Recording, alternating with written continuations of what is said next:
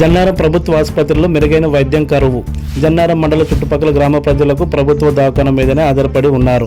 కానీ ఈ హాస్పిటల్లో అన్ని రకాల సంబంధించిన డాక్టర్లు అందుబాటులో లేక, సరైన వైద్యానికి సంబంధించిన పరికరాలు లేక ప్రజలు ఇబ్బందులు పడుతున్నారు.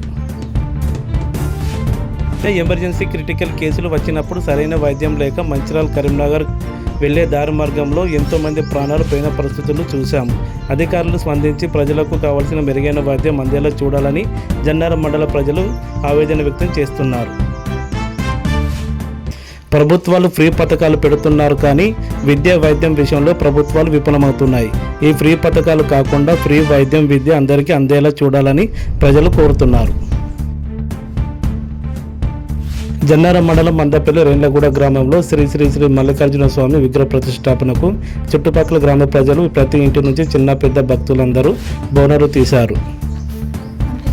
డప్పు సప్పులతో, డీజే పాటలతో, ఆట పాటలతో, బోనాలు ఊరేగింపుతో వందలాది భక్తులు స్వామివారిని దర్శించుకోవడమే కాకుండా శివసత్తులు భక్తులు అగ్నిగుండం తొక్కడం జరిగింది. ఇంత పెద్ద బోనాల పండుగ జరగడం అనేది ఇదే మొదటిసారి. శ్రీ శ్రీ శ్రీ మల్లికార్జున స్వామి జన్నారం మండలంలో అధిక సంఖ్యలో భక్తులు స్వామివారిని దర్శించుకోవడం విశేషం. జన్నారం మండల కేంద్రంలోని పీసీఆర్ ఫౌండేషన్ ఆధ్వర్యంలో ఉగాది పచ్చడి పంపిణీ.